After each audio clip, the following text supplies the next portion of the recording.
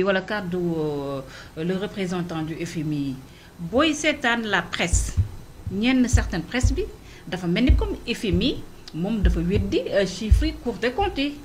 parce que man dama demoon sax ba mujj gi dama jaxasoo sax ne man lan laa wax ki après si laa dem waat dégluwaat carrément ce que le monsieur a dit. man moom laa déglu donc mënu koo weddi parce que Cour des comptes dafa noonu am na dette bi li ñu bind du li am. en fait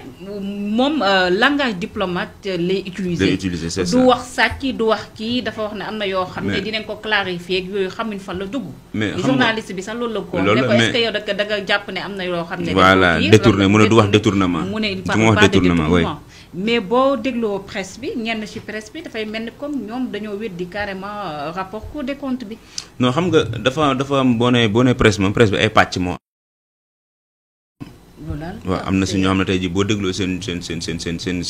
une wala boo seetaanee seen une wala nga yër leen da nga naan ñi ban Sénégal la ñu nekk donc ay pàcc moo fi am mais li am ba des mooy. mais ça c'est de la manipulation. c'est de la manipulation le journaliste si factuel bi nga war a am da nga war a ñëw mais am na ñoo xam da ngay gis sax dañoo ñëw ignorer sujet bi romb dem def ko comme affaire bu ndaw. or je préfère. waaw si bëgg wax nga bul manipuler nga bañ a manipuler kooku moo tax ne ki nga xam ne sax dafa ñëw di manipuler waate. waaw parce que kooku au moins xam na ne bu waxee du ko arrangé wala bëggul nangam ak nangam mu daal di koy ignorer dem mbiram la mais amoo droit ñëw taxaw ki nga xam ne moo jiite woon délégation bi taxaw def benn entretien ak RFI wax leen li mu fi jëlee. wax leen recommandation yi xam ne moom la ñu wax Sénégal wax leen fa ñu jëm bëgg a yegg ak Sénégal ba noppi yow nga ñëw taxaw ne non non weddi ni nii wala nangam ak nangam mais la preuve est-ce que démb ba tey gis nga kenn ko xam ne moo nekk ci beneen langue gi ñëw taxaw di weddi. parce que c'est gênant. nga gis démb ba tey ñi taf photo Macky Sall bi ñëpp naan moo leb bor boo xamante ne kenn xamul fu mu kenn gisul bor bi. man moom damaa jaxasoo ci jaxasoo njaab gi ndaxte moom en tant que journaliste. su fekkente ne IGF di corps de contrôle boo xamante si ne réew mi moo ko reconnaître def na rapport am premier ministre bu Sénégal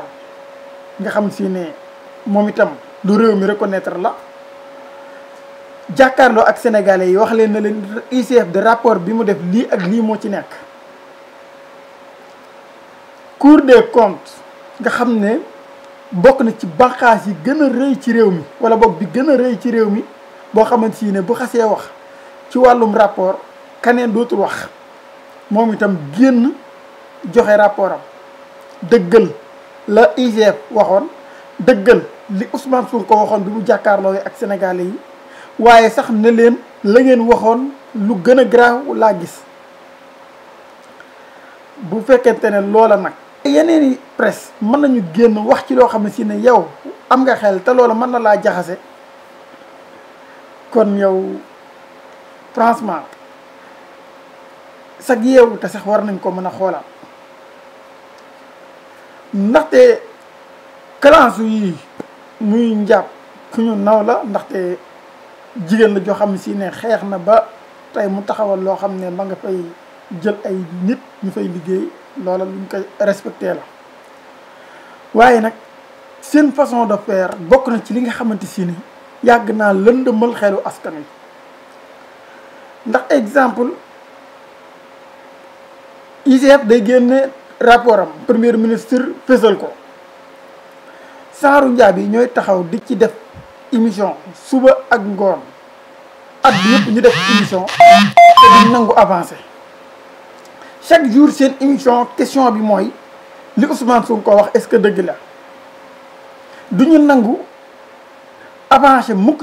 ci loolu nga xamante si ne mooy seen première question boobu chaque jour benn question la ñuy am moo dina li mu wax dëgg est-ce que dëgg la fan la mën a teg li mu wax boo indi argument yu wane ne lii mu wax kat fii ak fii la ko war a mën a teg mooy premier ministre bu Sénégal ci ëllëg sax ñu wëlbatikuwaat même question bi muy ñëwaat buñ amee beneen invité duñ nangu mukk avancé wu tey jii nag bi nga xamee ne ab tubaab ñëw na wax ab tubaab parce que loolu moo ci complexe loo ñu bëri ba tax au moins la nga xam ne Ousmane Sonko waxoon na ko IGF waxoon ko Cour des comptes waxoon ko ñoom nanguwuñ ko woon a gëm parce que jàpp nañ ne ñii mooy loolu ay nit yu ñuul lañ waaye benn tubaab mooy jóge fële Europe jël avion ñëw Sénégal daal ne ah Cour des comptes kat dama waxoon dëgg la la Ousmane Sonko waxoon dëgg la IGF waxoon dëgg la ñu daal ne léegi kon dëgg la ndaxte tubaab bi wax na ko. C'est ça complexe moom la ñu am man xaaruma tubaab bi war a mën a jóge fële ñëw di ko wax ma koy door a gëm non parce que bu fekkente ne gëm naa ne IGF kon maanaam dañ koo taxawal ci réew mi ngir muy contrôler xaalisu réew mi ay nit yoo xamante si ne dinañu am xam-xam boobu nekk fa ñu def seen rapport Ousmane Sonko di premier ministre nga xamante si ne chiffres yooyu boo ko annoncé ci kanam askan wi te nekkul dëgg conséquence bi moom lay njëkk a dal loolu loo yeewute war ngaa mën a xam ne lii nit mënu koo wax te sukkandikuwul fu dëgër. ñu ñëwaat Cour des comptes nekk banqaas bi gën a mag ci réew mi ci wàllum rapport génn rapport bi wax mais tréewul yow sénégalais nga mais nee nga doo gëm ñooñu li ngay xaar mooy benn tubaab bu taggee fële ca langue bi ñëw ne la lañ la doon wax démb ak berk démb dëgg la nga koy door a gëm parce que nit ku weex la.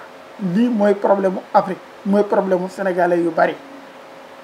dañu complexé dañu nanguwul gëm suñu bopp dañu nanguwul xam suñu bopp pour ñun dëgg tubaab moo ko moom pour ñun yeewute moo ngi ci tubaab pour ñun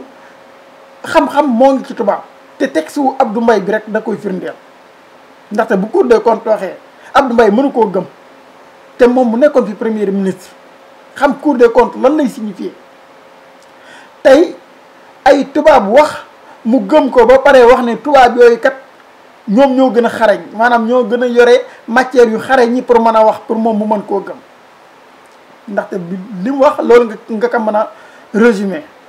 tubaab yi ñoo gën a xarañ nit yu ñuul yi ñoo gën a xarañ waa Sénégal looloo tax man tubaab yi bu ñu waxee man gëm naa léegi lii moom ngay résumé texte wu Abdou Mbaye en tant que ancien premier ministre xam bu baax lan la IGF di signifier xam bu baax lan la Cour des comptes di signifier waaye nee na ñooñu du leen gëm ñi muy gëm mooy ay tubaab ndaxte tubaab yi ñoo gën a xarañ complexe googu nekk ci Abdou Mbaye moo nekk ci ñu bëri léegi nag li ñuy xaar mooy waa APR yi génnaat defaat sorti bu fekkente ne Ousmane Sonko dafa lëkkaloo woon ak IGF wax loo leen amaat maqaama ak daraja yi mën a dem ca Cour des comptes wax loo leen aussi bu Ousmane Sonko mën a am maqaama ak daraja yi wax loo FMI ça veut dire que Ousmane Sonko est l'homme le plus puissant au monde loolu faaw nga nekk nit ki gën a ëpp doole ci àdduna bi nga xam ne ñoom Trump ñoom Poutine ñoom ñëpp yaa leen di ëpp doole ëpp leen influence ngir mën koo def buñ génnee wax loolu rek d'accord nañu ne léegi Ousmane Sonko mooy l'homme le plus puissant au monde nañu génn nañu Ousmane Sonko dafa lëkkaloo ak waa FMI wax loo leen loo xamante si ne du dëgg